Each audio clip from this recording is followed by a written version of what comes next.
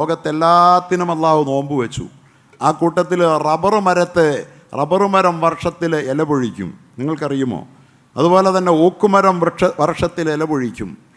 അതുപോലെ ശാസ്ത്രജ്ഞന്മാർ പറയുകയാണ്, സസ്യശാസ്ത്രജ്ഞന്മാർ ആ ഇല പൊഴിക്കുന്നതിലൂടെയാണ്, അത് അവരുടെ നോമ്പാണ്. കാരണം പ്രകാശ സംശ്ലേഷണമാണ്.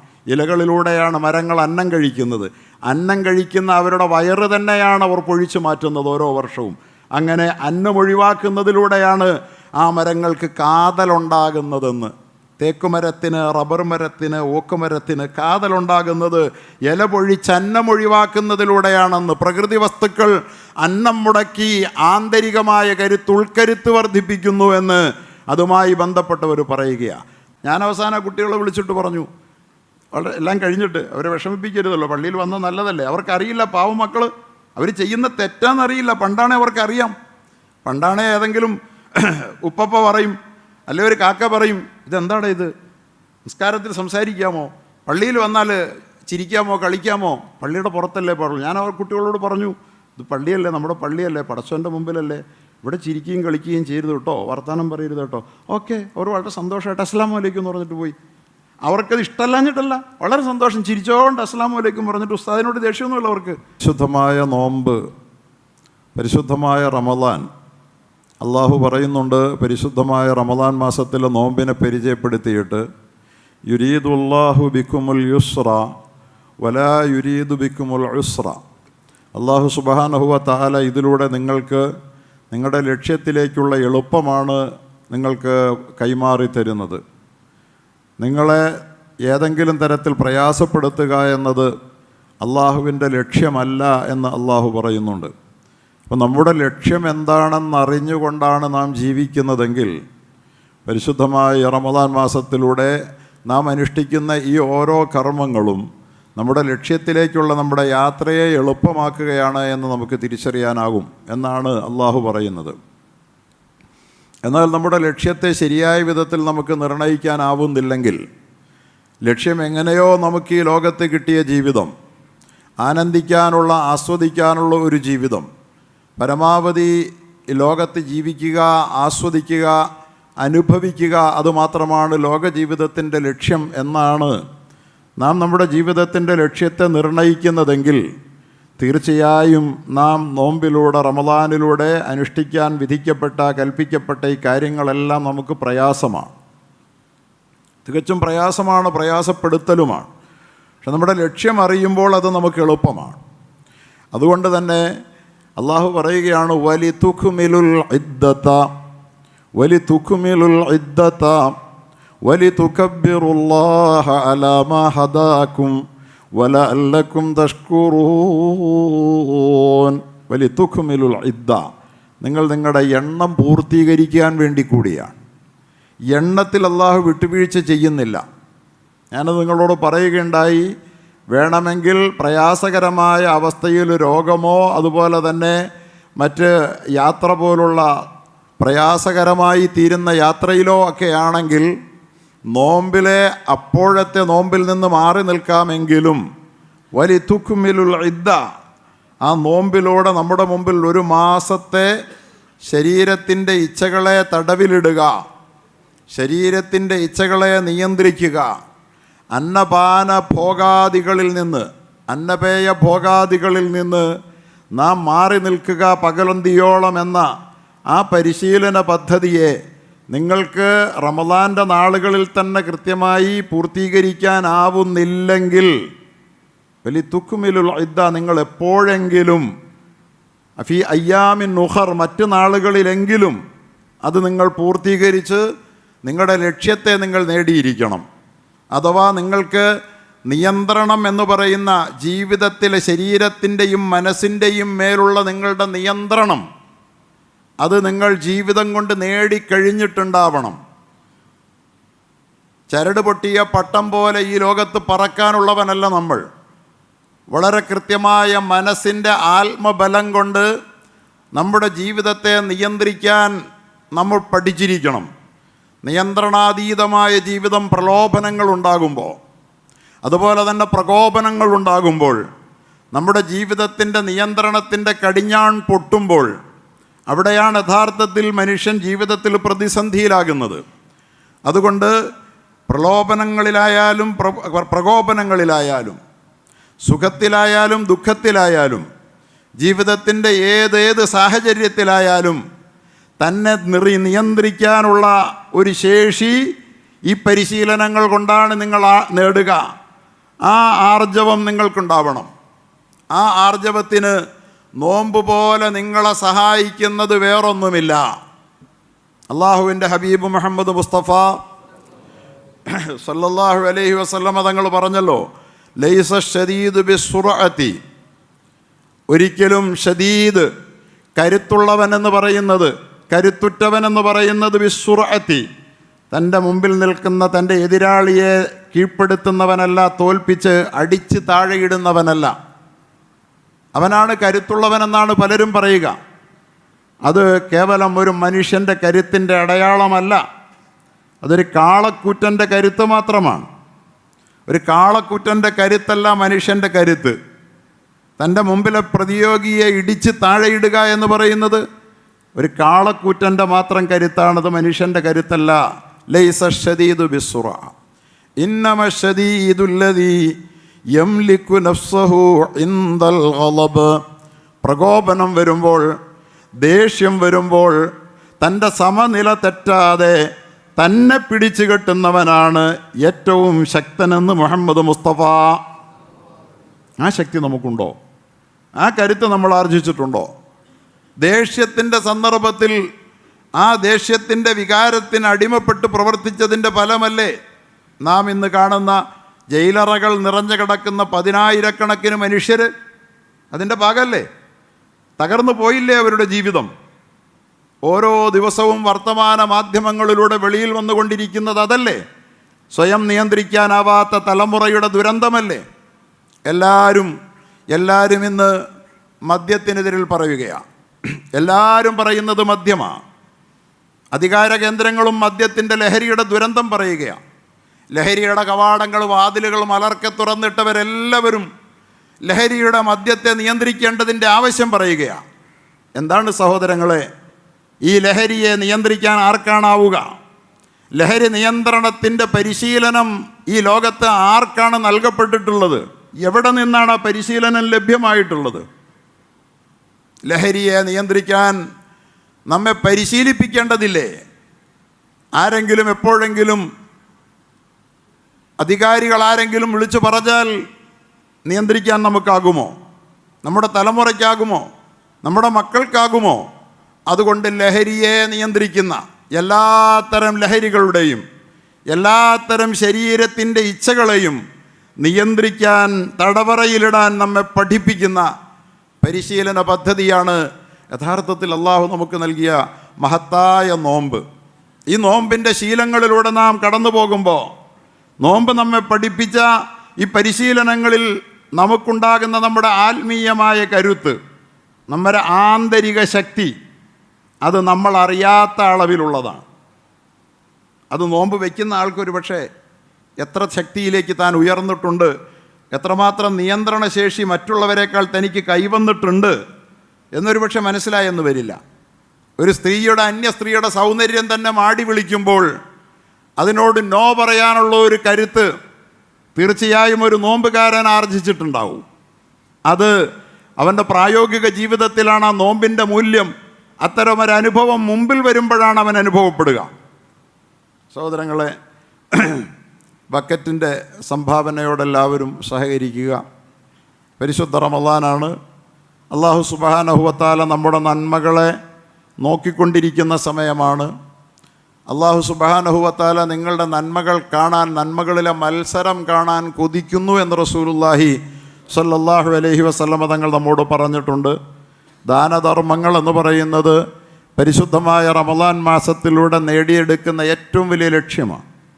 ദാനധർമ്മത്തിൽ നാം വിജയിച്ചെങ്കിൽ റമളാൻ്റെ ലക്ഷ്യം നേടി എന്ന് ഏതാണ്ട് നമുക്ക് പറയാം. കൈവശമുള്ള പണം ഒന്നും നോക്കാതെ പടച്ചവൻ്റെ പ്രീതിക്ക് വേണ്ടി, ഒരു നന്മയുടെ ലക്ഷ്യത്തിന് വേണ്ടി കൊടുക്കാൻ നമ്മുടെ മനസ്സിൽ തോന്നുന്നുണ്ടെങ്കിൽ നോമ്പ് നമ്മുടെ ഉള്ളിനെ സ്വാധീനിച്ചിട്ടുണ്ട് എന്നാണ്. നമ്മുടെ ബക്കറ്റിൻ്റെ സംഭാവന സമാഹരിക്കുന്നത് നോമ്പ് തുറ ആവശ്യത്തിനാണ്. നേരത്തെ പറഞ്ഞുവല്ലോ, നോമ്പ് തുറ എന്ന് പറയുന്നത് ഏതാണ്ട് 250 പേരിൽ തുടങ്ങിയത് ഇന്ന് 600ഓളം പേരിലേക്ക് അത് നീണ്ടിരിക്കുകയാണ്. പന്തൽ നീട്ടിക്കെട്ടിയ കാഴ്ച നിങ്ങൾ കാണുന്നുണ്ടാകും. അപ്പോൾ ചിലവ് വളരെയേറെയുണ്ട്. നമ്മുടെ ഇവിടെ എത്തിച്ചേരുന്ന നോമ്പ് വെച്ച് അള്ളാഹുവിൻ്റെ ഈ പരിശീലന പദ്ധതിക്ക് വിധേയരായി തങ്ങളുടെ ശരീരത്തെയും മനസ്സിലെയും അച്ചടക്കത്തിന് വിട്ടുകൊടുക്കേണ്ട ഈ ആവശ്യം തിരിച്ചറിഞ്ഞ നമ്മുടെ പ്രിയപ്പെട്ട സഹോദരങ്ങൾ നമ്മുടെ മുമ്പിൽ നോമ്പ് തുറയ്ക്ക് എത്തിച്ചേരുമ്പോൾ അവർക്ക് നമ്മൾ നൽകുന്ന ഈ നോമ്പ് തുറ അത് യഥാർത്ഥത്തിൽ നമ്മുടെ നോമ്പിൻ്റെ ലക്ഷ്യത്തെ സാക്ഷാത്കരിച്ചു എന്നുള്ളതിൻ്റെ അടയാളം കൂടിയാണ്. അതിനു വേണ്ടിയിട്ട് നമ്മൾ നമ്മുടെ അള്ളാഹു നമുക്ക് നൽകിയ ധനത്തിൽ നിന്ന് നമ്മൾ കൊടുക്കുക. നോമ്പ് തുറക്കാൻ കഴിയാത്ത, നോമ്പ് തുറക്കാൻ സുഖകരമായ നിലയിൽ ഇവിടെ കഴിയുന്നുണ്ട് എന്ന് ബോധ്യപ്പെട്ടതിൻ്റെ അടിസ്ഥാനത്തിലാണ് ആളുകൾ ഇവിടെ എത്തിച്ചേരുന്നത്. അവരെല്ലാം ആവശ്യക്കാരാണ്, അവരിൽ യാത്രക്കാരുണ്ട്, പലരുമുണ്ട്. അതുകൊണ്ട് വലിയ ഒരു നന്മയാണ് നോമ്പ് തുറക്കുക. മുഹമ്മദുർ റസൂലുള്ളാഹി സ്വല്ലല്ലാഹു അലൈഹി വസല്ലം നമ്മോട് പരിശുദ്ധ നോമ്പിൻ്റെ കർമ്മപരിപാടികൾ പറഞ്ഞ കൂട്ടത്തിൽ പറഞ്ഞത്, നിങ്ങൾ ഒരു കീറ് കാരയ്ക്ക് കൊണ്ടോ ഒരിറക്ക് വെള്ളം കൊണ്ടോ ഒരു ചെറുപാത്രം പാലുകൊണ്ടോ എങ്കിലും നിങ്ങൾ നോമ്പ് തുറപ്പിക്കുക എന്ന് റസൂലുള്ളാഹി സ്വല്ലല്ലാഹു അലൈഹി വസല്ലം പറഞ്ഞു. അതുകൊണ്ട് നോമ്പ് തുറപ്പിക്കുക എന്നത് പരിശുദ്ധ റമദാനിലെ നമ്മുടെ ലക്ഷ്യസാക്ഷാത്കാരത്തിൻ്റെ വഴിയിലെ വളരെ പ്രധാനപ്പെട്ട ഒരു ചുവടുവയ്പ്പാണ്. അതിൽ നമ്മളൊക്കെ ഏതളവിൽ പങ്കെടുക്കുന്നുണ്ടോ എന്നുള്ളത് നോമ്പ് നമ്മളിൽ എങ്ങനെ സ്വാധീനിച്ചിട്ടുണ്ടെന്നുള്ളതിൻ്റെ അടയാളമാണ്. അതുകൊണ്ട് എല്ലാവരും ഈ സംഭാവന, ബക്കറ്റ് സംഭാവന നോമ്പ് തുറയ്ക്കുള്ളതാണ് റമദാനിലേത് എന്നറിഞ്ഞുകൊണ്ട് നമ്മുടെ ഈ ചെറിയ സംഭാവന കൊണ്ട് ഒരാളെങ്കിലും ഒരു ചെറിയ കാരയ്ക്ക് കൊണ്ടെങ്കിലും നോമ്പ് തുറക്കുന്നുണ്ട് എന്ന് നമ്മൾ അറിഞ്ഞുകൊണ്ട് എല്ലാവരും ഇതിനോട് സഹകരിക്കാൻ ഞാൻ ഇടയ്ക്ക് ഓർമ്മിപ്പിക്കുകയാണ്. അള്ളാഹു നമുക്ക് തൗഫീഖ് തരുമാറാകട്ടെ. കാരണം നോമ്പ് കൊണ്ട് റസൂലുള്ളാഹി സ്വല്ലല്ലാഹു അലൈഹി വസല്ലം പറഞ്ഞൊരു ഹദീസുണ്ട്, ഇത്തഖിന്നാറ വലൗ ബിശിഖ്ഖി തംറ. നിങ്ങൾ നരകത്തെ സൂക്ഷിക്കുക, അത് ഒരു കാരക്കയുടെ കീറുകൊണ്ടായാലും. വളരെ പ്രധാനപ്പെട്ടല്ല, തഹ്ഖിറന്ന ശൈഅൻ മിനൽ മഅറൂഫ്. നന്മയിലൊന്നിനെയും നിങ്ങൾ ചെറുതായി കാണരുത്. നന്മയിലൊന്നും നിങ്ങൾ ചെറുതായി കാണരുത്. ഒരു ചെറിയ നന്മ ചെയ്യാൻ അവസരം കിട്ടിയത് ചെറുതല്ലെന്ന് കരുതി വിട്ടുകളയരുത്. ഒരു 10 രൂപ ഇടാൻ, അല്ലെങ്കിൽ ഒരു 50 രൂപ 100 രൂപ നമ്മുടെ സാമ്പത്തിക സ്ഥിതിക്ക് അനുസരിച്ച് നമുക്ക് സംഭാവന ചെയ്യാൻ കഴിയുന്നത് ചെറുതല്ല, പോട്ടെന്ന് കരുതരുത്. ഓരോ നന്മയെയും നിസ്സാരമാക്കരുത്. നരകത്തെ നിങ്ങൾ സൂക്ഷിക്കുന്നത്, നരകത്തിൽ നിങ്ങൾ രക്ഷപ്പെടുന്നത് ഒരുപക്ഷെ നിങ്ങൾ കൊടുത്ത ഒരു ചെറു കീറ് കാരയ്ക്ക കൊണ്ടായിരിക്കും. കാരയ്ക്ക കൊണ്ടല്ല, കാരയ്ക്കയുടെ ഒരു കീറായിരിക്കും നിങ്ങൾ ഒരുപക്ഷെ നരകത്തിൽ നിന്ന് രക്ഷിക്കുക. അതുകൊണ്ട് എല്ലാവരും അതിനോട് സഹകരിക്കുക. അള്ളാഹു നമുക്ക് തൗഫീഖ് തരട്ടെ. അപ്പോൾ സഹോദരങ്ങളെ, നമ്മളുടെ ഇന്നിപ്പോൾ നമ്മുടെ പുതിയ തലമുറ എല്ലാവരും ആത്മഹത്യയിലാണ്. ഇന്നലെ ഇവിടെ ഖബറടക്കപ്പെട്ട ഒരു ചെറുപ്പക്കാരനെ കുറിച്ച് കേട്ടു. ആ ചെറുപ്പക്കാരൻ ആത്മഹത്യ ചെയ്തുവെന്ന്. ഈ പള്ളിയിൽ നമ്മുടെ മഹല്ലിൽ തന്നെ മുസ്ലിം സമുദായത്തിൽ ആത്മഹത്യ ചെയ്ത എത്ര വാർത്തകളാണ് സഹോദരങ്ങളെ സമീപകാലത്ത് വന്നത്. അള്ളാഹു അവർക്കൊക്കെ പുറത്തു കൊടുക്കട്ടെ എന്ന് ആത്മാർത്ഥമായി ദുആ ചെയ്തുകൊണ്ട് തന്നെ ഞാൻ ചോദിക്കുന്നു, മുസ്ലിം സമുദായം ആത്മഹത്യ കേട്ടുകേൾവി പോലുമില്ലാത്ത ഒരു സമുദായമായിരുന്നില്ലേ? അല്ലേ? പക്ഷേ ഇന്നെങ്ങനെ ഇതായി? നാം നമ്മെ നിയന്ത്രിക്കാനുള്ള പരിശീലന പരിപാടികളിൽ നിന്ന് നാമും നമ്മുടെ മക്കളും മാറിയതല്ലേ? ആർക്കാണ് സംശയം? അരുതെന്ന് നമ്മുടെ മക്കളോട് പറയാൻ ധൈര്യമുള്ളവരിന്ന് ആരുമില്ല.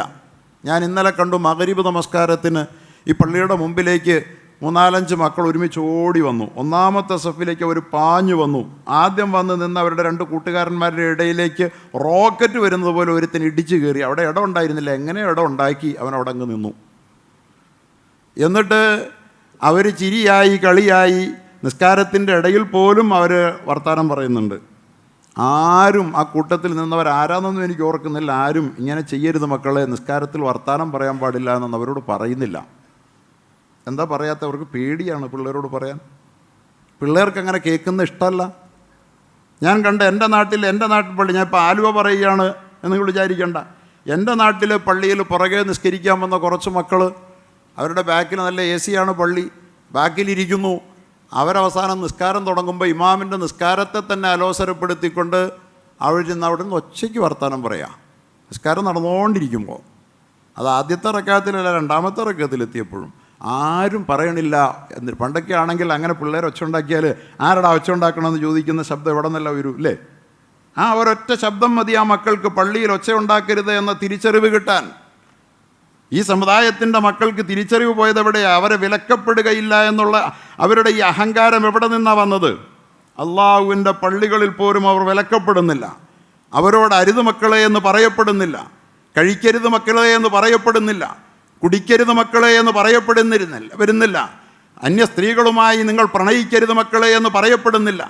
അതൊക്കെ എന്തോ സ്റ്റാറ്റസിൻ്റെ സിമ്പലായി ഇന്ന് അംഗീകരിച്ചിട്ട് എൻ്റെ മോന് ഏതെങ്കിലും ഒരുത്തിയുടെ കൈപിടിച്ച് നടക്കുന്ന കണ്ടാൽ മിടുക്കാണെന്ന് കരുതുന്ന മക്കളെ വിലക്കാൻ മടിച്ചുപോയ ഒരു സമൂഹമല്ലേ നമ്മൾ? നമ്മുടെ ശരീരത്തിൻ്റെ ബാലൻസ് പോയി. അവിടെയാണ് ആത്മഹത്യകൾ പെരുകി വരുന്നത്, നമ്മുടെ സമുദായത്തിൽ പെരുകി വരുന്നത്. ശരീരത്തെ പിടിച്ചു നിർത്താനുള്ള ബാലൻസ് വിലക്കുകൾ ശീലിച്ച് അങ്ങനെ നമ്മുടെ ശരീരത്തെ ബാലൻസ് ചെയ്യാൻ പഠിപ്പിക്കുകയാണ് മതം, ദീൻ ചെയ്യുന്നതെങ്കിൽ അതില്ല. ഞാൻ അവസാനം കുട്ടികളെ വിളിച്ചിട്ട് പറഞ്ഞു, വളരെ എല്ലാം കഴിഞ്ഞിട്ട് അവരെ വിഷമിപ്പിക്കരുതല്ലോ, പള്ളിയിൽ വന്നത് നല്ലതല്ലേ, അവർക്കറിയില്ല, പാവം മക്കൾ അവർ ചെയ്യുന്ന തെറ്റാണെന്നറിയില്ല. പണ്ടാണേ അവർക്കറിയാം. പണ്ടാണേ ഏതെങ്കിലും ഉപ്പപ്പ പറയും, അല്ലെ ഒരു കാക്ക പറയും, ഇതെന്താണ് ഇത്, നിസ്കാരത്തിൽ സംസാരിക്കാമോ, പള്ളിയിൽ വന്നാൽ ചിരിക്കാമോ കളിക്കാമോ, പള്ളിയുടെ പുറത്തല്ലേ പറഞ്ഞു. ഞാൻ അവർ കുട്ടികളോട് പറഞ്ഞു, ഇത് പള്ളിയല്ലേ, നമ്മുടെ പള്ളിയല്ലേ, പടച്ചവൻ്റെ മുമ്പിലല്ലേ, ഇവിടെ ചിരിക്കുകയും കളിക്കുകയും ചെയ്യരുത് കേട്ടോ, വർത്തമാനം പറയരുത് കേട്ടോ. ഓക്കെ, അവർ വളരെ സന്തോഷമായിട്ട് അസ്സലാമു അലൈക്കും എന്ന് പറഞ്ഞിട്ട് പോയി. അവർക്കത് ഇഷ്ടമല്ലാഞ്ഞിട്ടല്ല, വളരെ സന്തോഷം, ചിരിച്ചോണ്ട് അസ്സലാമു അലൈക്കും പറഞ്ഞിട്ട് ഉസ്താദിനോട് ദേഷ്യമൊന്നുമില്ല അവർക്ക്. അത് പറഞ്ഞു, അവർ കേട്ടു, പക്ഷെ അവർ പറയുന്നില്ല. അവരോട് അങ്ങനെ പറയാൻ ആർക്കും ധൈര്യമില്ലെന്നുള്ളതാണ്. ശരിയല്ലേ? സത്യമല്ല ഞാൻ പറയുന്നത്? നമ്മുടെ മക്കളോട് നോ എന്ന് പറയാൻ ഇന്ന് ആരുമില്ല. നമ്മുടെ മക്കൾ ചീത്തയാകുന്നതിന് ആരാണ് ഉത്തരവാദി? ഞാൻ ഇവിടുത്തെ കഥ എൻ്റെ പള്ളിയിലെ കഥ ഒരുമിച്ച് പറഞ്ഞത് ഉണ്ടാക്കി പറഞ്ഞല്ല. ഇന്നലെ മഗ്‌രിബിന് കണ്ട കാഴ്ച ഇവിടുത്തത്, കഴിഞ്ഞ തറാവീഹിന് കണ്ടതാ എൻ്റെ പള്ളിയിലത്. ആ മക്കളോട് നോ ആരും പറയുന്നില്ല. അവസാനം ഞാനൊന്ന് ഇറങ്ങിപ്പോയി, അവരുടെ അടുത്തേക്ക് പോയി ചോദിച്ചു, എന്താ മക്കളെന്ന് ചോദിച്ചപ്പോൾ അവരിറങ്ങി അങ്ങ് പോയി. പിറ്റേ ദിവസവും ഈ ഒച്ച ഇച്ചിരി കഴിഞ്ഞപ്പോൾ 2-3 ദിവസത്തേക്കില്ലായിരുന്നു. പിന്നെ ഒച്ച ഉയർന്നപ്പോൾ അവസാനം ഉസ്താദ് നിസ്കാരം കഴിഞ്ഞപ്പോൾ എഴുന്നേറ്റ് പറഞ്ഞു, നിസ്കരിക്കുന്നവർ നിസ്കരിക്കുക, അല്ലാത്തവർ പുറത്തോട്ട് പോവുക. ഏതാണ്ട് അതോടുകൂടി അവസാനിച്ചു. അങ്ങനെ ഒരു പറയൽ പോലും ഇന്ന് നമ്മുടെ പള്ളികളിൽ ഉണ്ടാവുന്നില്ല. നിസ്കാരത്തിനിടയിൽ നിസ്കാരത്തിനെന്ന് പറഞ്ഞ് പള്ളിയിൽ വന്ന മക്കളോ ഒച്ച ഉണ്ടാക്കിയാൽ, മക്കളെ ഒച്ച ഉണ്ടാക്കരുത്, പള്ളിയിൽ അത് പാടില്ലല്ലോ എന്ന് പോലും പറയാനുള്ള ആർജവമില്ലാത്തവരായി നമ്മൾ മാറിയതെങ്ങനെ? ഇത്രയും നാം ആയിട്ട് നമ്മുടെ മക്കളെ, എന്നിട്ടവരെ കള്ളിന്, പെണ്ണിന്, ലഹരിക്ക് സഹായകമായ സാഹചര്യങ്ങളിലൂടെ കയറൂരി വിട്ടിട്ട് നമ്മുടെ മക്കൾ രക്ഷപ്പെടണമെന്ന് പറഞ്ഞാൽ എങ്ങനെയാണ് രക്ഷപ്പെടുക? ചെറിയ ചെറിയ കാര്യങ്ങളിൽ അവർക്ക് നൽകുന്ന നിയന്ത്രണങ്ങളിലൂടെ ജീവിതത്തിന് ചില അരുതുകളുണ്ടെന്നവർ അറിയേണ്ടതില്ലേ? ഡൂസ് ആൻഡ് ഡോൺസ് ഉണ്ടെന്നവർ അറിയേണ്ടതില്ലേ? ചെയ്യാവുന്നതും ചെയ്തുകൂടാത്തതും ഉണ്ടെന്നവർ അറിയേണ്ടതില്ലേ? വിധികൾ മാത്രമല്ല വിലക്കുകളും ഉണ്ടെന്നവർ അറിയേണ്ടതില്ലേ? അതല്ലേ മനുഷ്യനെ മനുഷ്യനാക്കി വളർത്തുന്നത്? സഹോദരങ്ങളെ, പരിശുദ്ധമായ നോമ്പെന്ന് പറയുന്നത് നമ്മുടെ ശരീരത്തെ അച്ചടക്കമുള്ളതാക്കി തീർക്കാനാണ്. അച്ചടക്കം നഷ്ടപ്പെട്ട, കടിഞ്ഞാൺ പൊട്ടിയ, അതുപോലെ തന്നെ ചരട് പൊട്ടിയ പട്ടം പോലെ നമ്മൾ പറന്നാൽ പിന്നെ നമുക്ക് അവസാനം പിടിച്ചാൽ കിട്ടാതാകുമ്പോൾ ആത്മഹത്യ കേട്ടിട്ടില്ലാത്ത സമുദായത്തിൽ ആത്മഹത്യകളുടെ എണ്ണം പെരുകും. ഓരോ ദിവസവും നമ്മൾ ആത്മഹത്യ ചെയ്തവരുടെ മയ്യത്ത് നമസ്കരിക്കേണ്ട അവസ്ഥ വരും. നമ്മൾ കൂടി പ്രതിയാണ് യഥാർത്ഥത്തിൽ. ആത്മഹത്യയുടെ ഗൗരവത്തെക്കുറിച്ച്, ആഖിറത്തിൽ ആത്മഹത്യ സൃഷ്ടിവെക്കുന്ന ഗൗരവത്തെക്കുറിച്ച് നമ്മൾ നമ്മുടെ ഇടയിൽ ചർച്ച ചെയ്തുകൊണ്ടേയിരിക്കണം, പറഞ്ഞുകൊണ്ടേയിരിക്കണം. അംറും ബിൽ മഅറൂഫ്, നന്മ കൽപ്പിക്കണം, തിന്മ വിരോധിച്ചുകൊണ്ടേയിരിക്കണം. ഇത് ദീനിൻ്റെ വളരെ പ്രധാനപ്പെട്ട ഒരു കാര്യമാണെന്ന് നമ്മളോട് പറഞ്ഞത്. മൻ റആ മിൻകും മുൻകറ, നിങ്ങളിലൊരു തിന്മ കണ്ടാൽ ഫൽ യുഗയ്യിറുഹു ബിയദിഹി, കൈകൊണ്ട് തടയാൻ പറ്റുമെങ്കിൽ പിടിച്ചു മാറ്റി തടയട്ടെ. ഫഇല്ലം യസ്തതി, അതിന് കഴിയില്ലെങ്കിൽ ഫബിലിസാനിഹി, നാവ് കൊണ്ട് പറഞ്ഞാണ് തിരുത്താൻ പറ്റുന്നെങ്കിൽ അത് പറഞ്ഞിരിക്കണം. പറയുന്നതിന് തടസ്സമില്ലാത്തടത്ത് പറഞ്ഞിരിക്കണം. പള്ളിയിൽ ഒച്ച ഉണ്ടാക്കരുതെന്ന് പറഞ്ഞൂടെ? പറയാൻ പാടില്ലേ? എവിടെയാ പറയാൻ പാടില്ലാത്തേ? റോട്ടിലല്ലേ പറ്റില്ലാത്തുള്ളൂ. ഇവിടെ റോട്ടിൽ ശരീരം വിൽക്കുമ്പോൾ 10 ആൾ കൂടിയിട്ട് ഇവിടെ വേണ്ട, ഇത് പള്ളി അപ്പുറത്ത് മാറി ആകാമെന്ന് പറഞ്ഞൂടെ? ഇവിടെ ശരീരം വിൽക്കുമ്പോൾ, പച്ചയിറച്ചി വിൽക്കുമ്പോൾ സ്ത്രീകൾ വന്നു നിന്ന് പറഞ്ഞൂടെ? 10 ആൾ കൂടിയിട്ട് ഇവിടെ പറ്റില്ല, ഇത് പള്ളിയാണ്, അപ്പുറത്ത് മാറി, നിങ്ങൾക്ക് വേറെ ആണെങ്കിൽ വേറെ പൊക്കോ എന്ന് പറഞ്ഞൂടെ? പറയാമല്ലോ. തല്ലാനൊന്നും പോകണ്ട. ഫബിലിസാനിഹി, നാക്കെടുക്കേണ്ടടത്ത് നാക്കെടുക്കണ്ടേ? അത്രയും മതി. നീ കേട്ടില്ലേ, കേൾക്കണ്ട, അവിടുന്ന് പറഞ്ഞൂടെ? 10 ആൾ പറഞ്ഞാൽ അവർ മാറിപ്പോകില്ലെന്ന് ആരാ പറഞ്ഞേ? ഫബിലിസാനിഹി, എങ്ങനെയാണ് സമൂഹത്തിൽ തിന്മകൾ പടരുന്നത്, വ്യാപിക്കുന്നത്? പറഞ്ഞാൽ മതി, പറഞ്ഞിട്ട് നടന്നില്ല വേണ്ട. വൈല്ലം എസ്തതിയോ, പറഞ്ഞിട്ടും കേട്ടില്ലെങ്കിൽ ഫബി ഖൽബിഹി, മനസ്സുകൊണ്ട് വെറുത്തേരെ. പടച്ചവനെ, ഇതെന്തൊരു ദുരന്തമാണ്, ഇവർക്ക് നീ സൽബുദ്ധി കൊടുക്കല്ല. അത് കണ്ടിട്ട് സന്തോഷത്തോടി പോകരുത്. അങ്ങനെ പോകുമ്പോൾ ശരീര വിൽപ്പനക്കാർ, അതിൻ്റെ വ്യാപാരികൾ ബൈക്കും കാറുമായി വന്ന് പാതിരാവും വെളുക്കുവോളം ഇവിടെ കച്ചവടം നടത്തിക്കൊണ്ടിരിക്കും പള്ളി മുമ്പിൽ. ഒരു തിന്മയും വിലക്കപ്പെടുന്നില്ല. പരിശുദ്ധ നോമ്പ് നമ്മെ പഠിപ്പിക്കുന്നത് തിന്മകളിൽ നിന്ന് നമ്മുടെ ശരീരത്തെയും മനസ്സിനെയും വിലക്കി നിർത്താനാണ്. സഹോദരങ്ങളെ, അങ്ങനെ നമ്മുടെ ഉള്ളിൽ ഊറി നിറയേണ്ടുന്ന അനുഗ്രഹത്തിൻ്റെ, നന്മയുടെ, ഉദാരതയുടെ ഉറവുകൾ പൊട്ടിച്ചൊഴുക്കാനാണ് പരിശുദ്ധ നോമ്പ് നമ്മെ പഠിപ്പിക്കുന്നത്. അതുകൊണ്ട് ആദ്യത്തേത് റഹ്മത്ത, അനുഗ്രഹം, കാരുണ്യം നിറയണം ആദ്യത്തെ 10. അത് വാക്കിലൊതുങ്ങിയാൽ പോരാ, അത് പ്രവൃത്തിയായി വരണം. അള്ളാഹു നിങ്ങളുടെ പ്രവൃത്തികളിലെ മത്സരം കാണാനാണ് ഈ മാസം കൊതിക്കുന്നത്. പ്രവൃത്തികൾ പലപ്പോഴും നിങ്ങൾ മാറ്റിവെച്ചതാണ്. അത് എല്ലാവർക്കും ഇഷ്ടമാണ്, പക്ഷേ കർമ്മങ്ങൾ കുറഞ്ഞുപോയി. പക്ഷെ കർമ്മങ്ങൾ കുറഞ്ഞു പോയപ്പോൾ സമൂഹത്തിൽ നന്മകൾ കുറഞ്ഞുപോയി, തിന്മകൾ പെരുത്തുപോയി. അതുകൊണ്ട് കർമ്മങ്ങളെ വർദ്ധിപ്പിച്ച് ആകെ അന്തരീക്ഷം മുഴുവൻ നന്മകൾ, കൊടുക്കൽ, വീണ്ടും വീണ്ടും കൊടുക്കൽ, ദാനം ചെയ്യൽ, നോമ്പ് തുറപ്പിക്കൽ, സദക്ക ചെയ്യൽ, ഇങ്ങനെ കൊടുത്ത് എവിടെ നോക്കിയാലും നന്മകൾ മാത്രം കാണാവുന്ന വിധത്തിലേക്ക് ഈ മാസത്തെ നിങ്ങളാക്കുക. അങ്ങനെ സമൂഹം മുഴുവൻ നന്മ ചെയ്യേണ്ടതാണ് എന്നൊരു തോന്നൽ അവരുടെ ഉള്ളിൽ സൃഷ്ടിക്കുക. സഹോദരങ്ങളെ, നോമ്പ് നമ്മളങ്ങനെയാണ്. അള്ളാഹു പറയുന്നു, ഈ ശരീരം നിങ്ങളുടേതല്ല, ഇത് പിടിച്ചു കെട്ടപ്പെടേണ്ട ശരീരമാണ്, ഇത് വേണ്ടി വന്നാൽ ബലി കൊടുക്കപ്പെടേണ്ട ശരീരമാണ്. ഈ ആത്മാവ് നാളെ ആഖിറത്തിലേക്ക് നിങ്ങളെയും കൊണ്ട് പറന്നു പോകേണ്ടുന്ന നിങ്ങളുടെ റോക്കറ്റാണ്. ഇപ്പോഴും അത് പറന്നു പോവുകയാണ് ആകാശം തേടി. അള്ളാഹുവിനെ തേടി അലയുന്ന ആത്മാവാണ് നിങ്ങളുടേത്. ഭൂമിയിൽ ഒതുങ്ങാത്ത മനസ്സാണ് നിങ്ങളുടേത്. ആ ആത്മാവിനെ മാത്രമല്ല, അത് ഉൾക്കൊള്ളുന്ന ശരീരത്തെയും ആവശ്യം വന്നാൽ അള്ളാഹു വിലയ്ക്ക് വാങ്ങുന്നുണ്ട്. ഇന്നല്ലാഹുസ്തറ, തീർച്ചയായും അള്ളാഹു വിലയ്ക്ക് വാങ്ങിയിരിക്കുന്നു. മിനൽ മുഅ്മിനീന, സത്യവിശ്വാസികളിൽ നിന്ന്, അംഫുസവും, അവരുടെ ശരീരങ്ങളെ, വഅംവാലഹും, അവരുടെ ധനത്തെയും അവരുടെ ജീവനെയും അള്ളാഹു വിലയ്ക്ക് വാങ്ങിയിരിക്കുകയാണ്. ബിഅന്ന ലഹുമുൽ ജന്ന, പകരം സ്വർഗം കൊടുക്കാമെന്ന് പറഞ്ഞ്. സ്വർഗത്തിൻ്റെ വിലയാണ് ഈ ജീവനും ശരീരവും. സ്വർഗത്തിൻ്റെ വിലയാ, ചുമ്മാ കിട്ടുന്ന സാധനമല്ല സ്വർഗം. സ്വർഗം വലുതാണ്, ഒത്തിരി വില വേണ്ടതാണ്. ഈ ജീവൻ്റെ വിലയാണ്, ഈ ശരീരത്തിൻ്റെ വിലയാണ്, ഇതിൻ്റെ നിയന്ത്രണത്തിൻ്റെ വിലയാണ്, ഇതിൻ്റെ ബലിയുടെ വിലയാണ് സ്വർഗം. അള്ളാഹ് അത് വിലക്കെടുത്തിരിക്കുകയാണ്. അതുകൊണ്ട്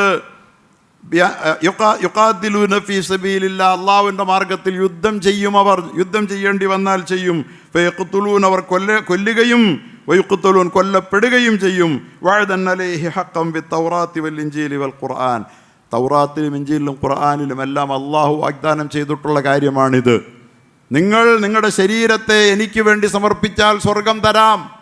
സ്വർഗത്തിൻ്റെ വിലയായി നിങ്ങളുടെ ശരീരത്തെ ഞാൻ വിലക്കെടുത്തു, അള്ളാഹു പറഞ്ഞതാണ്. ഫസ്തബ്ശിറൂ ബിബൈഇകുമുല്ലദീ ബായഅതും ബി, അള്ളാഹുവിനോട് നിങ്ങൾ നടത്തിയ ഈ വിൽപ്പന കരാറിൽ നിങ്ങൾ സന്തോഷിച്ചോളൂ. ദാലിക വൽ ഫൗസുൽ അളീം, അത് അള്ളാഹു നമുക്ക് നൽകുന്ന വലിയ നേട്ടമാണ്. ഈ ശരീരം നമുക്കിവിടെ ഉണ്ടായിട്ട് കുറച്ചു കാലം ജീവിച്ചിട്ടൊരു കാര്യമില്ല. ഇത് സ്വർഗത്തിൻ്റെ വിലയാകാൻ കഴിഞ്ഞില്ലെങ്കിൽ പിന്നെ നരകത്തിൻ്റെ വിലയാ. അള്ളാഹു നമ്മളെ കാക്കട്ടെ. അതുകൊണ്ട് ഇത് നരകത്തിൻ്റെ വിറകുകൊള്ളിയാകാതിരിക്കാൻ വേണ്ടിയാണ് ഈ ശരീരത്തെ ഈ കൺട്രോളിലേക്ക് കൊണ്ടുവരാൻ വേണ്ടി പഠിപ്പിക്കുന്നത്. അതിൻ്റെ പേരിലാണ് ഈ പരിശുദ്ധ ദീനിൽ ജിഹാദ് വന്നത്. നിങ്ങൾക്കറിയാമല്ലോ, ബദർ കടന്നു വരികയാണ് വൈകാതെ നമ്മളിലേക്ക്. ഈ സമുദായത്തിലെ ഏറ്റവും ഉന്നതന്മാരായി സ്വന്തം ജീവനെ അവർ അള്ളാഹുവിന് വേണ്ടി ബലി കൊടുത്ത മഹാന്മാരാണ് ബദരീങ്ങൾ. അവരുടെ ശരീരത്തെ മാത്രമല്ല, അവരുടെ മനസ്സിനെയും ഒരുപോലെ അള്ളാഹുവിൻ്റെ മുമ്പിൽ സമർപ്പിച്ചവരാണ്. അള്ളാഹുവിൻ്റെ അച്ചടക്ക പദ്ധതിക്ക് പൂർണ്ണമായും വിധേയരായവരാണ്. അവർ വിറ്റു ശരീരത്തെ. വജാദു ബി അംവാലിൻ വബാഉ നുഫൂസഹും ലിദീനിൽ ഹുദാ ഫീ കുല്ലി മൗത്തിനി ഗസ്വതി. ബദരീങ്ങളുടെ മദ്ഹ് പറയുന്ന മൗലിദിൽ പറയുന്നുണ്ട്, അവരവരുടെ ധനവും അവരുടെ ശരീരത്തെയും അവർ വിറ്റു. ശരീരം വിൽക്കുകയാണ്. എന്തിന്? ലിദീനിൽ ഹുദാ, യുദ്ധത്തിൻ്റെ എല്ലാ രണാങ്കണങ്ങളിലും അള്ളാഹുവിൻ്റെ ദീനിന് വേണ്ടി അവരുടെ ശരീരത്തെ അവർ വിറ്റവരാണ്. അങ്ങനെ അവർക്ക് അള്ളാഹു മഹത്വം നൽകി. വശറഫ മിൻഹും അഹ്ല ബദരിൻ ഇലാഹുനാ ബിഅൻവാഇ അലാഇൻ വഇലാ മസിയത്തി. അതുകൊണ്ടാണ് അവർക്ക് ഈ ലോകത്തെ ഏറ്റവും ഉന്നതരായവർ. അവർ ആകാശ ലോകത്ത് ഏറ്റവും ആദരണീയരായവർ ബദറിൽ പങ്കെടുത്ത മലക്കുകളാണെന്ന് ജിബ്രീൽ പറഞ്ഞപ്പോൾ അവർ ചോദിച്ചു, നിങ്ങളുടെ കൂട്ടത്തിൽ ബദറിൽ പങ്കെടുത്തവരെ നിങ്ങൾ എങ്ങനെയാണ് പരിഗണിക്കുക? അവർ ഞങ്ങളിൽ ഏറ്റവും ശ്രേഷ്ഠരാണ് എന്ന് സഹാബാക്കൾ നബി സല്ലല്ലാഹു അലൈഹി വസല്ലം പറഞ്ഞപ്പോൾ ബദറിൽ പങ്കെടുത്ത മലക്കുകൾ ആകാശത്തിലും ഏറ്റവും ആദരണീയവരാണ്. അവർ പിന്നെ തെറ്റ് ചെയ്താൽ പോലും പരിഗണിക്കപ്പെടില്ല. ഇസ്ലാമിനെ പോലും ഒറ്റുകൊടുത്ത സംഭവത്തിൽ ഹാത്തബ് ബിൻ അബീ ബൽതഅയെ അദ്ദേഹത്തിൻ്റെ കഴുത്ത് വെട്ടാൻ ഉദ്യമിച്ച ഉമർ റളിയല്ലാഹു അൻഹുവിനോട് അള്ളാഹുവിൻ്റെ റസൂൽ ചോദിക്കുന്നുണ്ട്, എങ്ങനെയാണ് അദ്ദേഹത്തെ വധിക്കാൻ ഉമറെ താങ്കൾക്കാവുക? ഇന്നഹു ഷഹീദ ബദർ, അദ്ദേഹം ബദറിൽ പങ്കെടുത്ത ആളല്ലേ? റസൂലുള്ളാഹിയുടെ യുദ്ധരഹസ്യം മക്കയിലെ ഖുറൈശികൾക്ക് ഒറ്റിക്കൊടുത്ത ബദരിയായ ഹാത്തബ് ബിൻ അബീ ബൽതഅ ചെയ്ത കൊടിയ തെറ്റുപോലും അവരോട് അള്ളാഹു രംഗത്ത് വന്ന് പറഞ്ഞില്ലേ, ഇഫ്അലു മാ ശിഅ്തും ഫഇന്നഹു ഖദ് ഗഫർതു ലക്കും, നിങ്ങൾ ഇഷ്ടമുള്ളത് ചെയ്തോ, എല്ലാം ഞാൻ പൊറുത്തിരിക്കുന്നു എന്ന് പറഞ്ഞില്ലേ? ബദർ അത്രയും വലുതാണ്. അള്ളാഹുവിൻ്റെ ദീനിൻ്റെ നിലനിൽപ്പിന് വേണ്ടി ജീവനെ ബലി കൊടുക്കാൻ സന്നദ്ധമാകുന്നവർക്കുള്ള പദവി ദുനിയാവിലും ആഖിറത്തിലും അത്യുന്നതമാണ്. അതുകൊണ്ട് എൻ്റെ പ്രിയപ്പെട്ടവരെ, നമ്മൾ ഈ ബദരീങ്ങൾ വരികയാണ്. ബദരീങ്ങളുടെ പലപ്പോഴും മദ്ഹുകളൊക്കെ പാടാറുണ്ട് നമ്മൾ. പക്ഷേ ആ പാടലുകൾ ആവശ്യമാണ്, നല്ലതാണ്. പക്ഷേ അതിലൂടെ നമ്മൾ അവരുടെ വീരചരിതം പഠിക്കണം. അവരാണ് ഇന്ന് നാം നിലനിൽക്കുന്ന ഈ നന്മയ്ക്ക് മുഴുവൻ കാരണക്കാർ. അവരെങ്ങാനുമില്ലായിരുന്നെങ്കിൽ നാം ഉണ്ടാകുമായിരുന്നില്ല. ഇന്ന് ഈ ലോകം എത്തിപ്പെട്ടിരിക്കുന്ന ഈ ആത്മഹത്യയുടെയും ഈ അക്രമവാസനകളുടെയും ഈ ലഹരിയുടെയും ഈ പെൺ അടിമത്വത്തിൻ്റെയും ഈ പ്രളയത്തിൽ മുങ്ങി ലോകം നശിച്ചു പോകാതെ അതിൽ നിന്ന് മോചനം നേടിയവരായ ഒരു സമൂഹത്തിന് നിലനിൽക്കാനാകുന്നത് ബദരീങ്ങളോട് കടപ്പെട്ടുകൊണ്ടാണെന്ന് നമ്മൾ മറക്കരുത്. പലപ്പോഴും ഇതൊക്കെ പാടി ഒന്നാന്തരമായി ശാപ്പാടടിക്കുമ്പോഴും പലപ്പോഴും എന്താണ് ആ ബദറിൻ്റെ സന്ദേശമെന്നൊന്ന് ചർച്ച ചെയ്യാൻ പോലും പലപ്പോഴും നമ്മുടെ ആളുകൾ തയ്യാറാകാറില്ല എന്നതാണ് ഏറെ ഖേദകരം. പാടുകയും പറയുകയും അതിൽ നിന്ന് പ്രചോദനം ഉൾക്കൊള്ളുകയും ചെയ്യുമ്പോൾ തന്നെ എന്തായിരുന്നു അതിൻ്റെ മെസ്സേജ് എന്നതുകൂടി ചർച്ചയാവുക എന്നത് വളരെ പ്രധാനമാണെന്നാണ് ഞാൻ സൂചിപ്പിച്ചത്. സഹോദരങ്ങളെ, അതുകൊണ്ട് പരിശുദ്ധ ഈ നോമ്പ് നമുക്ക് മുമ്പിൽ തരുന്നത് നമ്മെ കരുത്താർജിപ്പിക്കുന്ന, ശരീരത്തെ വളരെ കരുത്തുറ്റ ശരീരമാക്കി തീർക്കുന്ന, മനസ്സിനെ കരുത്തുറ്റ ശരീരമാക്കി തീർക്കുന്ന പ്രക്രിയ. ഈ പ്രക്രിയയിൽ നിന്ന് മാറി നിന്നവന് കരുത്തുണ്ടാകില്ല. പുതിയ തലമുറയ്ക്ക് പറ്റിയതാ. നിങ്ങൾക്കറിയോ, ലോകത്തെല്ലാത്തിനും അല്ലാഹു നോമ്പ് വെച്ചു. ആ കൂട്ടത്തിൽ റബ്ബർ മരം വർഷത്തിൽ ഇല പൊഴിക്കും. നിങ്ങൾക്കറിയുമോ? അതുപോലെ തന്നെ ഓക്കുമരം വർഷത്തിൽ ഇല പൊഴിക്കും. അതുപോലെ ശാസ്ത്രജ്ഞന്മാർ പറയുകയാണ്, സസ്യശാസ്ത്രജ്ഞന്മാർ ആ ഇല പൊഴിക്കുന്നതിലൂടെയാണ്, അത് അവരുടെ നോമ്പാണ്. കാരണം പ്രകാശ സംശ്ലേഷണമാണ്. ഇലകളിലൂടെയാണ് മരങ്ങൾ അന്നം കഴിക്കുന്നത്. അന്നം കഴിക്കുന്ന അവരുടെ വയറ് തന്നെയാണ് അവർ പൊഴിച്ചു മാറ്റുന്നത് ഓരോ വർഷവും. അങ്ങനെ അന്നം ഒഴിവാക്കുന്നതിലൂടെയാണ് ആ മരങ്ങൾക്ക് കാതലുണ്ടാകുന്നതെന്ന്. തേക്കുമരത്തിന്, റബ്ബർ മരത്തിന്, ഓക്കുമരത്തിന് കാതലുണ്ടാകുന്നത് ഇല പൊഴിച്ച് അന്നം ഒഴിവാക്കുന്നതിലൂടെയാണെന്ന്. പ്രകൃതി വസ്തുക്കൾ അന്നം മുടക്കി ആന്തരികമായ ഉൾക്കരുത്ത് വർദ്ധിപ്പിക്കുന്നു എന്ന് അതുമായി ബന്ധപ്പെട്ടവർ പറയുകയാണ്. നിങ്ങൾക്കറിയാമോ, ഒരു പുഴു ചെളിയിൽ പുതഞ്ഞ് പ്യൂപ്പയായി ഒരുപാട് കാലം കിടന്നിട്ട് പിന്നെ പറന്നുയരുന്നത് പൂമ്പാറ്റയായിട്ടാണ്. അന്നപാനങ്ങൾ ഉപേക്ഷിച്ചുകൊണ്ടൊരു പുഴു കുറേ കാലം ചെളിയിൽ പുതഞ്ഞാൽ ആകാശത്തേക്ക് പാറിപ്പറക്കുന്ന പൂമ്പാറ്റയാകുന്ന ഒരു പ്രകൃതിയിൽ നമ്മുടെ അന്നപാനീയങ്ങൾ ഉപേക്ഷിക്കുമ്പോൾ നമുക്ക് സംഭവിക്കുന്ന എന്താ? 21 ദിവസം ഒരു കോഴി അതിൻ്റെ മുട്ടയുടെ മുകളിൽ അടയിരുന്നാൽ ആ കോഴിയുടെ തള്ള സൗന്ദര്യമാർജിക്കും, അതിൻ്റെ മേധസ്സുകൾ ചോർന്നു പോകും. അവസാനം ആ കോഴിക്കുണ്ടാകുന്ന കരുത്ത് ആ മുട്ടയിൽ നിന്ന് വിരിഞ്ഞു വന്ന തൻ്റെ കുഞ്ഞുങ്ങളെ റാഞ്ചിപ്പറക്കാൻ വേണ്ടി വരുന്ന തന്നേക്കാൾ എത്രയോ അധികം കരുത്തുള്ള പരുന്തുകളുടെ നേരെ ചീറിയെടുക്കും. അതിനെ ഒന്നും ചെയ്യാൻ പറ്റില്ല ഈ കോഴിക്ക്. പക്ഷെ ആന്തരികമായ ശക്തി കൊണ്ട് പരുന്തിനെ പേടിപ്പിക്കുകയാണ് ഈ കോഴി.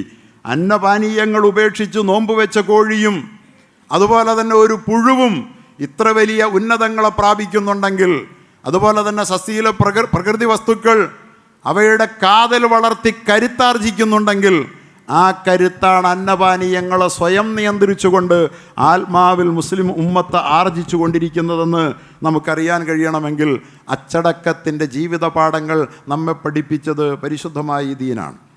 മദ്യത്തിൻ്റെ മുമ്പിൽ പ്രലോഭിതരാകാതെ, പെണ്ണിൻ്റെ മുമ്പിൽ പ്രലോഭിതരാകാതെ, പലിശയുടെ മുമ്പിൽ പ്രലോഭിതരാകാതെ, കള്ളക്കച്ചവടത്തിൻ്റെ സാധ്യതകൾ മുമ്പിൽ പ്രലോഭിതരാകാതെ, ഈ അധികാരത്തിൻ്റെ മുമ്പിൽ പ്രലോഭിതരാകാതെ, ഈ സമുദായത്തിലെ നല്ലവർ നിലനിന്നത് നോമ്പ് അവർക്ക് നൽകിയ കരുത്ത് കൊണ്ടാണ്. നോമ്പിലെ കള്ളം നമ്മുടെ കരുത്ത് ചോർത്തിക്കളയും. അതുകൊണ്ട് പുതിയ തലമുറയെ നമ്മൾ നോമ്പ് പരിശീലിപ്പിക്കുക. പ്രിയപ്പെട്ടവരെ, അതോടൊപ്പം നമുക്ക് അള്ളാഹു നൽകിയതെല്ലാം റബ്ബിൻ്റെ മുമ്പിൽ സമർപ്പിക്കുക എന്നത് നോമ്പിൻ്റെ ഏറ്റവും പ്രധാനപ്പെട്ട ഒരു മെസ്സേജാണ്. അതിൻ്റെ ഭാഗമാണ് പരിശുദ്ധമായ സക്കാത്ത് എന്ന് പറയുന്നത്. റമദാൻ മാസത്തിൽ പ്രത്യേകിച്ച് സക്കാത്തൊന്നും നമ്മളോട് പഠിപ്പിക്കുന്നില്ല. പക്ഷേ സക്കാത്ത് എന്ന് പറയുന്നത് വളരെ കൃത്യമായ നിലയിൽ കൊടുത്ത് അള്ളാഹുവിനോടുള്ള ഉത്തരവാദിത്വം നിർവഹിച്ച് ഈ ലോകത്ത് ഒരു ഭൗതിക വസ്തുക്കളിലും തൻ്റെ മനസ്സ് ചുറ്റിപ്പിണയുന്നില്ല. ഒരു ധനത്തിൻ്റെയും അടിമത്വം എനിക്കില്ല, ഒരു പെണ്ണിൻ്റെയും അടിമത്വം എനിക്കില്ല, ഒരു ലഹരി വസ്തുവിനോടും എനിക്ക് അടിമത്വമില്ല, എൻ്റെ മനസ്സും എൻ്റെ ശരീരവും സ്വതന്ത്രമാണ് എന്ന് ഉറപ്പുവരുത്തുന്ന പരിശുദ്ധമായ ഈ നോമ്പിനെ നമ്മൾ ശരിയായി നമ്മോട് ചേർത്ത് പിടിച്ചെങ്കിലേ നോമ്പിൻ്റെ ലക്ഷ്യങ്ങളിലൂടെ നമുക്ക് നമ്മുടെ തലമുറകൾക്കും കരുത്തുള്ള ഒരു ജീവിതം നയിക്കാൻ പറ്റൂ. പതറുകയാണിന്ന്, തലമുറ പതറുകയാണ്. കാരണം അവന് കൺട്രോൾ അറിയില്ല, നിയന്ത്രണം അറിയില്ല. അതുകൊണ്ട് സക്കാത്ത് വളരെ കൃത്യമായ നിലയിൽ നമ്മൾ കൊടുത്തു വീട്ടണം. പ്രത്യേകിച്ചും സക്കാത്തിൻ്റെ ലക്ഷ്യങ്ങൾ ഖുദ് മിൻ അംവാലിഹിം സദഖത്തൻ തുതഹിറുഹും, അവരുടെ ധനത്തിൽ നിന്ന് നബിയെ അവരുടെ സദക്ക നിങ്ങൾ അങ്ങ് പിടിച്ചെടുക്കുക. സമൂഹമായി അത് പിടിച്ചെടുത്തിട്ട് തൂഖദു മിൻ അഗ്നിയാഇഹിം, സമ്പന്നരിൽ നിന്ന് വാങ്ങിയിട്ട് വതുഅത ഇലാ ഫുഖറാഇഹിം, അവരുടെ ഫുഖറാക്കൾക്ക് കൈമാറണമെന്ന് പറഞ്ഞ സംഘടിത സ്വഭാവമാണ് യഥാർത്ഥത്തിൽ സക്കാത്തിൻ്റെ പ്രവാചക മാതൃക. അബൂബക്കർ റളിയല്ലാഹു തആല അൻഹുവിൻ്റെ മാതൃകയും അത് തന്നെയാണ്. ഉമർ റളിയല്ലാഹുവിൻ്റെ മാതൃകയും അത് തന്നെയാണ്. ഉസ്മാൻ റളിയല്ലാഹുവിൻ്റെ മാതൃകയും അത് തന്നെയാണ്. പ്രിയപ്പെട്ടവരെ, ഈ സക്കാത്ത് പരസ്യമായി കൊടുത്തിരുന്നു. അത് സംഘടിതമായി വാങ്ങിയാണ് ഇസ്ലാമിൻ്റെ ആദ്യകാലത്ത് അത് നൽകപ്പെട്ടിരുന്നത് എന്ന് നമുക്ക് നന്നായി അറിയാം. അതുകൊണ്ട് തന്നെയാണ് വിവരമുള്ള നമ്മുടെ പൂർവികന്മാരായ പണ്ഡിതന്മാർ രേഖപ്പെടുത്തി വെച്ചിട്ടുണ്ട്. നമ്മുടെ പരമ്പരാഗത പണ്ഡിതന്മാർ രേഖപ്പെടുത്തി അൽ ബയാൻ മാസികയിൽ നേരത്തെ അവരെഴുതി, നബിയുടെയും ഖുലഫാ ഉൽ ഇസ്ലാമിൻ്റെയും കാലങ്ങളിൽ വിളവുകളും സ്വത്തുക്കളും പരിശോധിച്ച് കണക്കാക്കാനും അത് വസൂലാക്കുവാനും ഉദ്യോഗസ്ഥന്മാരെ നിയമിക്കുകയും പിരിഞ്ഞു കിട്ടുന്ന സംഖ്യ ബൈത്തുൽമാലിൽ ശേഖരിക്കുകയും അവകാശികൾക്ക് നിയമാനുസരണം വീതിച്ചു കൊടുക്കുകയും ചെയ്യുന്ന പതിവുണ്ടായിരുന്നു. എന്നാൽ ഇന്ന് നമുക്കങ്ങനെയുള്ള ഇസ്ലാമിക ഹുക്കൂമത്തില്ലെങ്കിലും ഓരോ ദേശക്കാരും യോജിച്ചുകൊണ്ട് മുഖലിസുകളായ ഉലമാക്കളും വിശ്വസ്തരായ പൗരന്മാരും അടങ്ങുന്ന ഒരു ജംഇയ്യത്ത് രൂപീകരിച്ച് ഇസ്ലാം നിർദ്ദേശിക്കുന്ന അതേ രൂപത്തിൽ അവകാശികൾക്ക് വിതരണം ചെയ്താൽ അത് വളരെ പ്രയോജനകരമായിരിക്കും എന്ന് സമസ്തയുടെ മാസികയിൽ, ഇത് 1952 വന്ന ലേഖനമാണ്. എന്ന് പറഞ്ഞാൽ പരമ്പരാഗത പണ്ഡിതന്മാർ ഫിഖ്ഹിൻ്റെ അടിസ്ഥാനത്തിൽ സാമൂഹികമായി അത് നടപ്പിൽ വരുത്തിയാൽ നന്മയാണ് എന്ന് വിശ്വസ്തരായ, അവിടെ വളരെ പ്രധാനമാണ്, മുഖലിസുകളായ ഉലമാക്കളും വിശ്വസ്തരായ പൗരന്മാരും അടങ്ങുന്ന വിശ്വസ്തരെ ഏൽപ്പിച്ച് അത് നിർവഹിച്ചാൽ അതിൻ്റെ പ്രയോജനം സമൂഹത്തിന് കിട്ടും.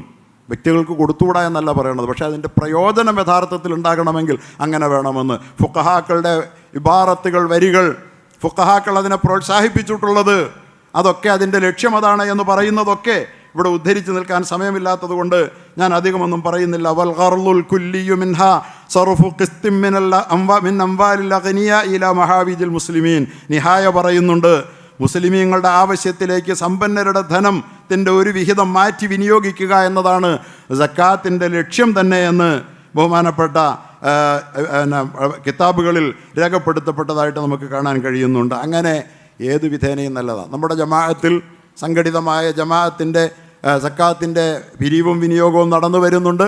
അത് വിശ്വസ്തയോടുകൂടി നിർവഹിക്കപ്പെടുന്നുണ്ട് എന്ന വിശ്വാസത്തിൽ നമ്മൾ വക്കാലത്തൻ, നമ്മുടെ വക്കീലായി, നമ്മുടെ സക്കാത്തിൻ്റെ വക്കീലായി നമ്മുടെ ജമാഅത്തിനെ ഏൽപ്പിച്ച് നമ്മളും ആ സക്കാത്ത് സംരംഭത്തോട് സഹകരിക്കുകയും ഭാഗഭാക്കാകുകയും ചെയ്താൽ നമ്മുടെ സമൂഹത്തിൽ ഒരുപാട് ആവശ്യങ്ങളുടെ മഹാവീജിൽ മുസ്ലിമീങ്ങളുടെ ആവശ്യം നിർവഹിക്കാൻ ഒറ്റയ്ക്കൊരാൾക്ക് കഴിയാത്തത് സംഘമായി സാധ്യമാകുമെന്നതുകൊണ്ട് തന്നെ അത്തരം കാര്യത്തിൽ എല്ലാവരും ആത്മാർത്ഥമായി സഹകരിച്ചുകൊണ്ട് പരിശുദ്ധമായ റമദാനിൻ്റെ സാമ്പത്തിക ഉദാരത എന്ന് പറയുന്ന ലക്ഷ്യം കൂടി നമ്മൾ നമ്മുടെ ആത്മാവിൽ കൈവരിച്ചിട്ടുണ്ടെന്ന് ഉറപ്പാക്കിക്കൊണ്ടാകണം പരിശുദ്ധമായ റമദാനിലൂടെ നമുക്ക് കടന്നു പോകേണ്ടത്.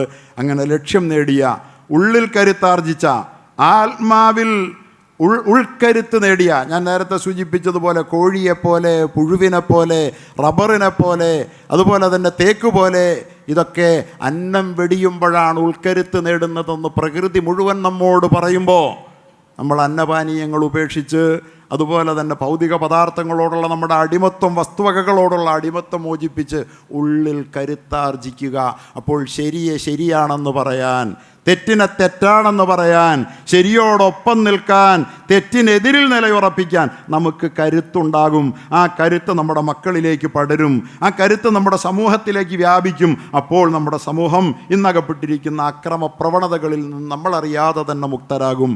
അത്തരമൊരു സാധ്യതയുടെ വാതിലാണ് പരിശുദ്ധമായ റമദാൻ നമുക്ക് തുറന്നു തരുന്നത്. അള്ളാഹു പരിശുദ്ധ മാസത്തെ അതിൻ്റെ എല്ലാ ഉദ്ദേശ ലക്ഷ്യങ്ങളും സാക്ഷാത്കരിക്കുന്ന വിധത്തിൽ ഉപയോഗപ്പെടുത്തിക്കൊണ്ട് നമുക്ക് മാത്രമല്ല, നാം അടങ്ങുന്ന സമൂഹത്തിനും നമ്മുടെ കുടുംബത്തിനും നമ്മുടെ ഭാവി തലമുറയ്ക്കും ഈ റമദാനിനെ, അടുത്ത ഒരു റമദാനിൽ സമൂഹത്തിൻ്റെ സ്ഥിതി എന്താകുമെന്ന് നമുക്കറിയില്ല. അത്രയും വേഗത്തിലാണ് നാശം നമ്മെ തേടി വന്നുകൊണ്ടിരിക്കുന്നത്. അതുകൊണ്ട് ഈ ഒരു റമദാൻ കൊണ്ട് തന്നെ അടുത്ത റമദാൻ വരെ നിലനിൽക്കാൻ ആവശ്യമായ കരുത്ത് നമ്മളും നമ്മുടെ നാടും ആർജിച്ചിട്ടുണ്ടെന്ന് നമ്മൾ ഓരോരുത്തരും ഉറപ്പാക്കേണ്ട സമയമാണ്. നഷ്ടപ്പെട്ടിട്ടില്ല. അള്ളാഹു ഭാഗ്യം തരുമാറാകട്ടെ.